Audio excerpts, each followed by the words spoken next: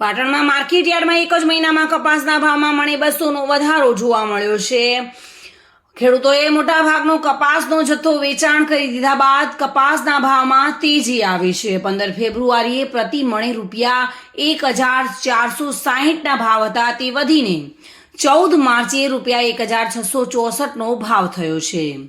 એટલે કે એક જ માસમાં મણના રૂપિયા 200નો વધારો થયો છે। ભાવ વધવાના કારણે કપાસની ઘટી ગયેલી આવક ફરીથી વધી રહી છે। ગંજ બજારમાં કપાસની આવક ઘટીને રોજની સરેરાશ 2500 મણ આવતી હતી અને તે ગુરુવારે 4820 મણ આવક આવી હતી।